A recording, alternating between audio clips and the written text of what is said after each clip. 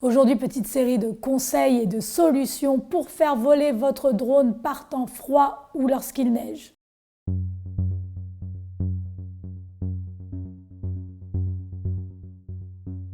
Salut à tous les amis et bienvenue sur la chaîne. Avant toute chose, n'oubliez pas d'appuyer sur le bouton je m'abonne si vous aimez le contenu de cette chaîne. Commençons donc sans plus tarder. Si vous vivez en France, vous savez évidemment que c'est l'hiver et il fait froid en hiver. D'ailleurs, la majorité d'entre nous cette saison n'ont pas vu le soleil depuis au moins 2 mois. Ça commence à faire, on a eu de la pluie, on a eu également beaucoup de neige et on a également eu pas mal de températures négatives.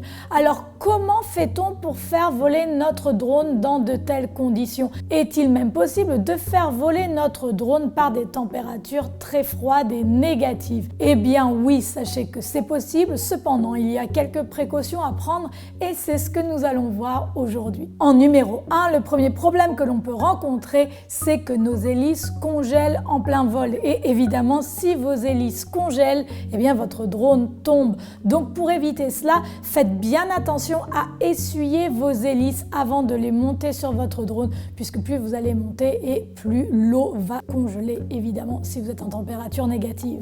Et ceci entraîne cela. En numéro 2, il est fort possible que votre électronique se détériore si vous volez sous la neige ou par temps de pluie ou même dans les nuages. Vous avez de l'humidité, tout ça, ça va mouiller votre drone et vous risquez évidemment de le détériorer. Sur internet, j'ai vu beaucoup de gens qui faisaient voler leur drone en pleine tempête de neige pratiquement et ce n'est pas une bonne idée. En numéro 3, avec le froid, il est fort possible que vous ayez des problèmes de calibrage et là je parle plus particulièrement pour les drones DJI. Il est fort possible que vous ayez une notification sur l'application DJI Go qu'il est nécessaire que vous recalibriez votre drone. Ça m'est arrivé quelques fois de devoir recalibrer l'IMU par des temps très froids. Donc je vous conseille de garder ça dans un petit coin de votre tête. Si vous ne savez pas comment calibrer un drone, vous avez des vidéos qui apparaissent sur votre écran. Mais le problème principal que l'on rencontre quand il fait froid, c'est que nos batteries s'épuisent beaucoup plus rapidement. Et puisque nos batteries s'épuisent beaucoup plus rapidement, on a le voltage des batteries qui est réduit en un temps record et il peut, alors moi ça ne m'est pas arrivé mais je sais que c'est arrivé à certains de mes collègues, il est possible que votre drone tombe en plein vol. Alors pour éviter cela, qu'est-ce qu'on peut faire? Eh bien déjà tout d'abord vous allez faire en sorte que vos batteries soient évidemment en super bonne condition. Si elles sont un petit peu craquées, si elles sont gondolées, vous oubliez, c'est pas le bon moment. Déjà vous ne devriez pas utiliser des batteries comme ça. Vous avez un tuto qui apparaît sur votre écran si vous vous demandez comment on doit entretenir les batteries. Ensuite, vous allez les recharger environ 24 heures avant votre vol. Pas 48 heures, pas 72 heures, puisque vous voulez vraiment arriver sur le terrain avec des batteries rechargées à bloc.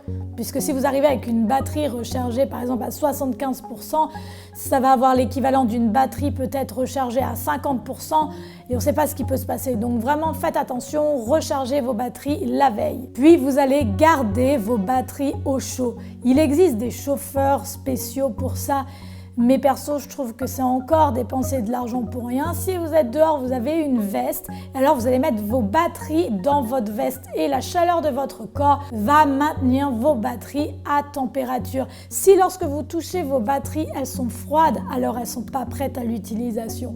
Retenez ça. Au pire, si vous voulez acheter quelque chose, vous avez ce qu'on appelle des hand warmers. Je ne sais pas trop comment on dit ça en français. Bon, vous mettez ça dans vos gants quand vous allez au ski pour maintenir la chaleur. Vous pouvez évidemment en mettre 1 ou 2 dans votre sac ou pour évidemment maintenir vos batteries au chaud. Mais avec votre veste, ça marche tout aussi bien. Le point suivant, je ne peux pas vraiment vous l'illustrer puisque mon drone est en réparation, j'ai un problème de nacelle. Mais ce que vous voulez faire, vous voulez avoir un œil sur la capacité de vos batteries, sur vos vols. Vous pouvez donc faire apparaître cette information sur votre écran principal. Pour cela, vous vous rendez dans Battery Settings, Show Voltage et là, vous allez voir en haut à droite un petit carré vert avec les volts de vos batteries. Une fois que vous allez décoller, vous n'allez pas tout de suite commencer à voler plein gaz. Vous allez d'abord mettre votre drone un petit peu en stationnaire et vous allez l'observer. Déjà, vous allez observer si vos batteries elles perdent pas la capacité en 5 minutes. Puis vous allez regarder ensuite un petit peu son comportement, comment les hélices elles tournent. Vous allez le faire déjà un petit peu voler à ras du sol et une fois que ça vous paraît correct, hop, à ce moment-là, vous allez commencer à prendre de la hauteur. Également, on évite de pousser les gaz base au maximum. On y va mollo, on essaye d'économiser la vie de notre drone. On a le temps, il n'y a pas de problème, surtout par des conditions comme ça. Il faut penser que c'est un aéronef, c'est de l'électronique et évidemment c'est sensible à des conditions météorologiques extrêmes comme celle-ci. Un autre problème également que vous pouvez rencontrer, c'est qu'évidemment la batterie de votre téléphone ou de votre tablette va s'épuiser à vitesse grand V, donc faites super attention à bien les recharger également à bloc avant d'entreprendre un vol. Vous pouvez donc emporter avec vous un petit rechargeur externe ou une coque comme celle-ci qui vous permet de faire face à une situation évidemment de sans batterie et sans batterie. Gros problème, il peut même arriver des fois que votre téléphone s'arrête en plein vol et l'écran devient tout noir. Donc à ce moment-là, il faut que vous fassiez un return to home et on espère que tout se passera bien pour vous. Autre problème que l'on rencontre lorsqu'on pilote dans le froid ou sous la neige, c'est qu'on a les doigts qui gèlent et pour ça il vous faut des gants et faites attention à avoir des gants comme ça là, vous voyez, avec un espèce de petit, je sais pas trop vraiment comment on appelle ça, c'est un touchscreen, donc on peut toucher notre écran de téléphone ou de tablette avec le gant, on n'a pas besoin de l'enlever pour pouvoir changer telle ou telle fonction. Si vous n'avez pas ça, c'est pas grave, vous prenez une paire de gants, seulement vous allez certainement devoir l'enlever de temps en temps, surtout si vous voulez changer les réglages depuis votre tablette. Également, sachez que le drone peut être beaucoup plus instable et il peut réagir différemment qu'à température normale. Pour cela, il vous faut être conscient de votre altitude, puisque plus vous allez prendre de l'altitude, plus vos hélices vont tourner rapidement et plus vos batteries vont s'épuiser. Donc ayez toujours un œil sur votre altitude et évitez d'aller trop haut. Comme le froid réduit le temps de vol, évitez de trop surcharger votre drone. Si vous lui mettez des lumières parce qu'il fait noir et on voit pas bien et c'est sous la neige, c'est peut-être pas forcément une bonne idée. Dernier problème que l'on peut rencontrer, il est possible d'avoir de la buée ou de la condensation sur la caméra ou sur la nacelle protectrice. Si vous venez d'un environnement super chaud et hop, vous le mettez au froid tout de suite, boum, vous avez de la buée. Et à l'inverse, si vous le laissez dans votre voiture toute la nuit et que vous le sortez par la suite, vous allez avoir une notification sur l'application qui va vous dire que vos batteries sont trop froides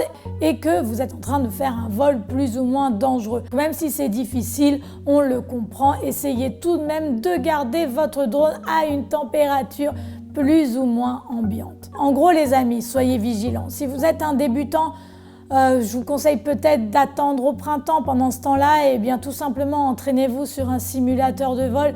C'est peut-être pas des conditions idéales pour commencer à piloter un drone en plein hiver, même si je sais que certains d'entre vous ont eu des drones pour Noël et vous en pouvez plus, mais des fois il faut savoir attendre et la patience est une vertu, plus spécifiquement dans des cas comme ça. Voilà, merci d'être de plus en plus nombreux sur la chaîne, c'est adorable. N'oubliez pas que vous pouvez aller faire un petit tour sur le site web où vous avez également un e-book gratuit sur comment fonctionne l'application DJI Go. Vous pouvez me suivre sur Instagram, Facebook, où je poste des fois des choses évidemment différentes que ce qu'il y a sur ma chaîne YouTube. Donc n'hésitez pas à aller faire un petit tour. Vous avez également Instagram, Snapchat, la totale. Et moi je vous dis à la semaine prochaine pour un nouveau tuto. Bye!